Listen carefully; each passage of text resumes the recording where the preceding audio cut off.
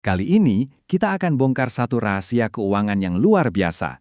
Cerita tentang gimana seorang petugas kebersihan bisa jadi miliarder. Dan kita akan bedah caranya pakai visual yang gampang banget buat dipahami.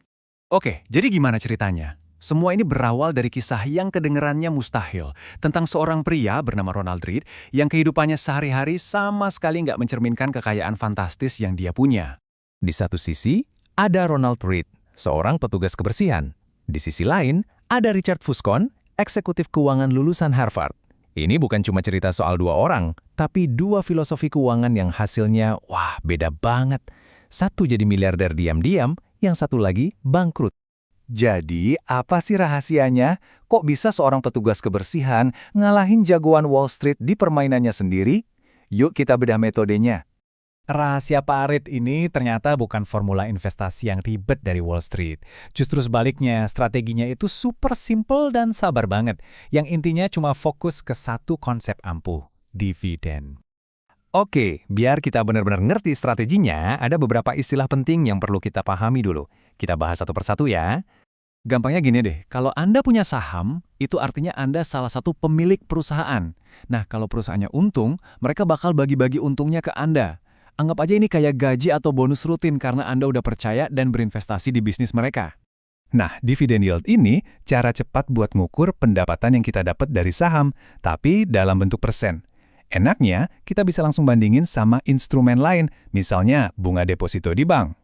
Nah, angka yang satu ini, payout ratio, ini lebih dari sekedar angka loh.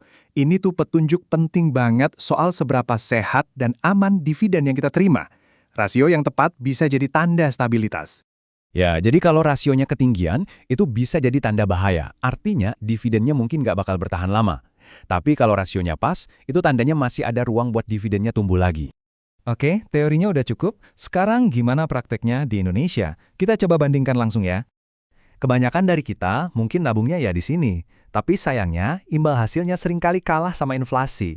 Alias nilai uang kita malah bisa tergerus. Dan disinilah letak perbedaannya yang mencolok. Coba lihat, beberapa bank yang sama, yang ngasih kita bunga deposito segitu, ternyata nawarin dividen saham yang imbal hasilnya bisa 2, 3, bahkan 4 kali lipat lebih gede. Eits, tapi tunggu dulu. Jangan langsung tergiur sama angka yang paling tinggi. Itu bisa jadi malah jebakan loh. Ada yang namanya dividen trap. Jawabannya singkat, padat, dan jelas. Enggak selalu. Dan ini alasannya. Ini jebakan klasik banget. Coba bayangin, Anda dapat dividen 10%. Kelihatannya gede kan? Tapi abis itu, harga sahamnya anjlok 15%. Ya, ujung-ujungnya rugi juga. Makanya, imbal hasil yang terlalu tinggi itu seringkali malah jadi lampu merah, bukan lampu hijau. Dan data historis juga membuktikan hal ini. Saham-saham yang imbal hasilnya paling tinggi di pasaran, ternyata kinerjanya dalam jangka panjang sering kalah sama saham yang imbal hasilnya cuma di peringkat kedua. Jadi, yang terbaik itu belum tentu yang paling tinggi. Jadi intinya apa? Kuncinya adalah fokus ke kualitas perusahaannya. Jangan cuma silau sama gede-gedean dividen. Oke, jadi kalau bukan nyari imbal hasil tertinggi, terus apa dong rahasia sebenarnya buat jadi kaya kayak Ronald Read?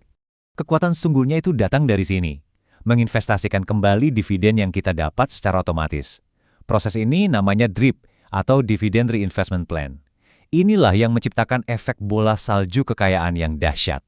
Coba lihat deh datanya, ini gila banget. Sejak tahun 1960, ternyata 85% dari total keuntungan pasar saham itu bukan dari kenaikan harga sahamnya, tapi dari dividen yang diinvestasikan kembali.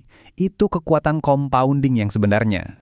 Nah, strategi paling juaranya adalah cari perusahaan yang bukan cuma bayar dividen, tapi rutin naikin dividennya tiap tahun. Data nunjukin perusahaan kayak gini ngasih imbal hasil lebih tinggi dengan resiko yang lebih rendah. The best of both worlds. Yield on cost ini metrik pribadi kita.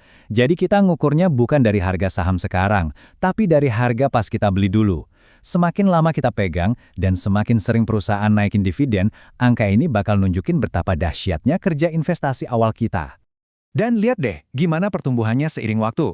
Imbal hasil 4% di tahun pertama, bisa jadi 6% di tahun kelima, terus jadi 10% di tahun ke-10. Dan ini terus naik, semua karena perusahaannya terus naikin dividen. Modal awal kita jadi makin produktif. Jadi pada akhirnya pelajarannya simpel banget. Jadi kayak itu bukan soal jadi jenis keuangan atau punya modal gede, tapi soal punya disiplin dan kesabaran untuk ngebiarin waktu dan keajaiban compounding yang kerja keras buat kita.